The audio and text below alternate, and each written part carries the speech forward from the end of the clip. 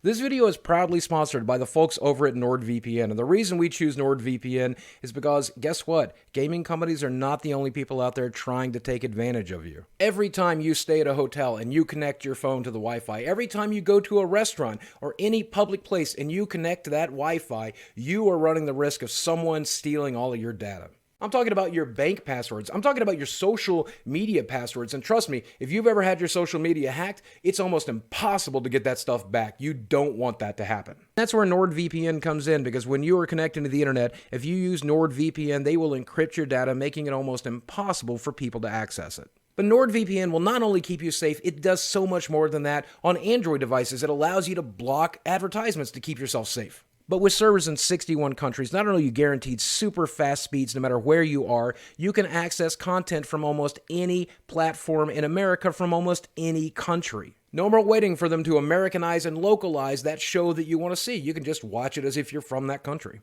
And the reason I choose NordVPN is because it is so easy to use with their kill switch, with their quick connect, and their 24-hour, 7 days a week support. I know that it's entirely safe to try because when you go to nordvpn.com/BOOGIE, you have a 30-day money-back guarantee. So what are you waiting for? Go to nordvpn.com/BOOGIE, and if you sign up for their 3-year plan, you will save 75%. And if you use coupon code BOOGIE, you'll get 1 month for free. You'll be supporting me at the same time. What's up, ladies and gentlemen of YouTube? Boogie2988 coming at you live once again through the power of the internet. Today I wanted to do something a little bit special. I know a lot of you guys are playing video games with microtransactions in them, so I thought I would teach you guys how to avoid these microtransactions and some of the tricks these developers use to get you to purchase stuff you normally wouldn't purchase. And I'm not going to point the finger here at free-to-play games here. As exploitive as those games can generally be, I mostly want to talk about, high-end video games that either pay $30, $60, $90, $100 for a special edition for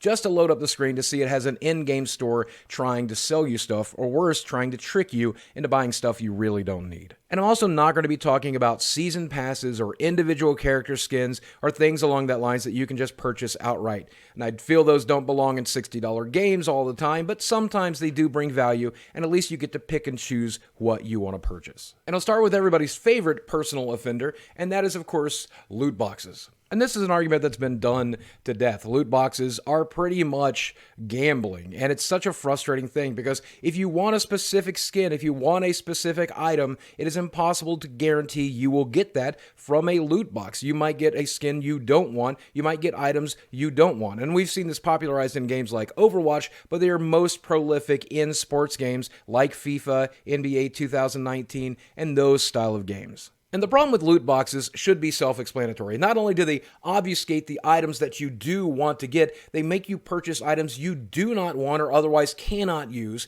And when you do get a high-value item, something that you do want or something that you'll be able to perform better in the game, it really does trigger something in that lizard brain of ours that makes us feel really, really good. And that's why it's akin to gambling. Now, the good news is this is a mechanic that we're only seeing in free-to-play games now these days because most paid games are afraid to do it because of the toxicity surrounding them, especially when it comes to introducing these gambling-style mechanics to kids. So this one's almost a non-issue, but I want it to stay that way, and that's why it's on the list. The next item on the list is, and this is one that gets me all of the time in the video game world and outside of the video game world, and that's called fear of missing out. And fear of missing out is really, really powerful in video games. It's the reason most of us pre-order games. It's the reason most of us purchase a game on day one. We don't want to miss the huge experience of playing that game as soon as it comes out and sharing that with everyone else. And we are now seeing companies take advantage of this in a whole brand new way with early release, paid release, staggered access to your video games based on the edition that you choose to purchase. If you're the kind of person that has fear of missing out, then you are more likely to pre-order a video game to get early access or buy a special, more expensive edition just to get that early access so no one can spoil it for you or ruin it for you so you can be one of the first people to experience it before anybody else does. But have you noticed in Anthem's news store, they tell you that these featured items will be refreshed in the next 7 days? This is another way of triggering fear of missing out. There's a specific skin you want, and it's only available for a 10-day period. You have the choice of either grinding that out using in-game currency or pulling out your credit card to just purchase the skin. And if you can't grind out of that in-game currency because you don't have the time, because the coins don't come quick enough, you'll end up having to pull out that credit card on the last day, and they know it. Anthem is doing it with limited edition skins, and we've seen Call of Duty doing it now with limited time battle passes, and of course Fortnite has had the battle pass system for quite some time, and it's a great way to guarantee people who want to get a specific skin pull out that credit card because there's no other way for them to earn it in-game.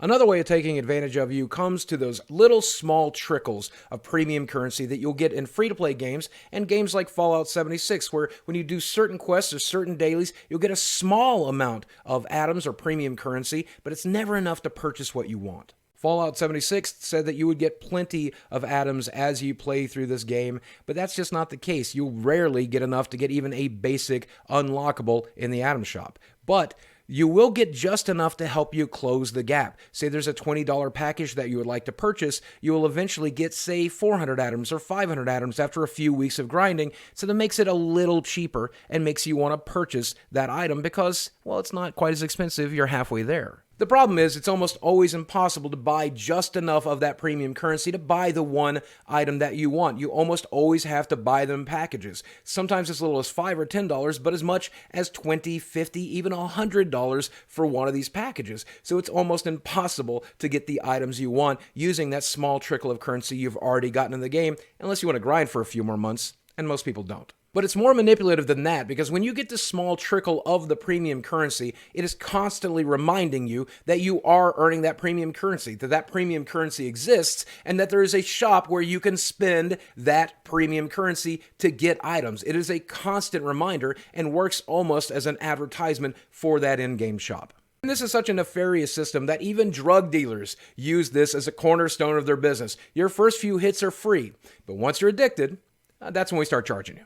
Now, when you do choose to purchase one of those packages of premium currency, have you ever noticed that it's never the exact amount that you need to purchase an item that you want? Going back to Anthem as an example, we saw those premium skins selling for 850 shards, but you can't buy 850 shards. You can either buy 500, which is not enough, or 1,050 shards for $10, which will leave you a leftover surplus of shards. And at first that might seem generous. You only need 850 shards, but they're willing to sell you, $10 for the shards. You would have given $10 for that skin anyway, and now you have extra shards for your next purchase. But that system almost guarantees that you will make another purchase in the future because you have 150 shards just eating a hole in your inventory that you're very aware of, that you want to spend, and there's nothing to spend it on because everything else is way more expensive than the difference in those shards. And that's by design. A new skin hits the store and you already have 150 shards, so you think to yourself, it's not that big of a deal. I could buy the $5 pack. No, wait, that's not enough because it's 850 shards. I need to buy the $10 pack all over again,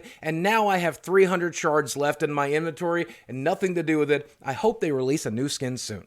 And this phenomenon is related to the sunk cost fallacy. You've already put money into it. You don't want to waste that money you've put in, so you end up putting in more just to get more stuff that you don't really need. Because a lot of us will have an emotional attachment to that wasted money, to that wasted currency. We will end up chasing good money after the bad just to round things out in our minds. And we are never able to do that because they set the pricing accordingly to make sure you can't. And then finally, the one that is my biggest pet peeve I have saved for last, and that is an exchange of money versus time. Anthem once again serves as another perfect example of this because this game allows you to purchase everything that's available in their featured vanity shop using their in-game currency, which is coins. The problem is the coins come very, very slow, and as you play through the game, the coins become slower and slower still. At the end game, coins come out at a crawl, making it almost impossible for you to purchase the items you want within the time allotted by grinding and playing the game.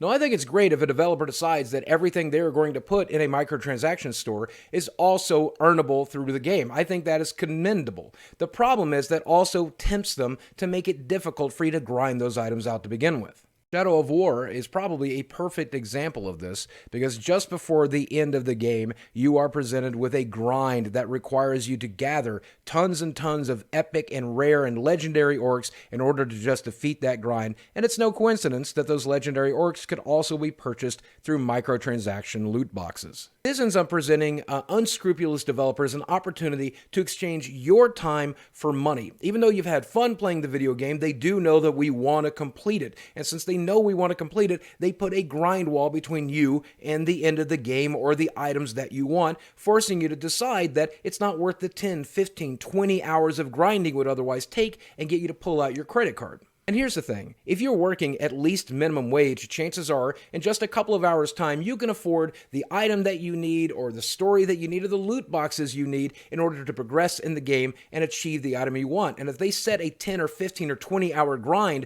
for that exact same thing, most of us will pull out our cards. The problem is that is just bad game design. You are designing your game to be effectively worse and less enjoyable in order to get people to pull out their credit cards so you can make more money. You are making your game miserable to play because you know people will bypass that misery. Now, some people do love grindy games. They love the gameplay that they're enjoying, so they love to do it over and over again, and they will never pull out that credit card. And if you're one of those people, I'm not dismissing it. I'm glad they make video games for you. But the rest of us either will quit that game or will purchase, and they don't care if we quit because they're focusing on the ones that buy. And there you go. That's it. That's the top 5 microtransactions business models that drive me absolutely crazy. And this is how they are taking advantage of you. And now that you're aware of it, hopefully you can save a little bit of money. And check out our sponsor in the description box below. All right, guys, do me a favor. Let me know what you think about this video in the comments section below. While you're down there, check out that link to the sponsor. Drop a like on this video. If you have not already done so, please subscribe to this channel. And if you're already subscribed, hit that notification bell and set it to all so that you can always be one of the very first people to watch my video. And it always really helps out if you do. Guys, as always, thanks for watching. I love you very much, and I'll speak with you again soon.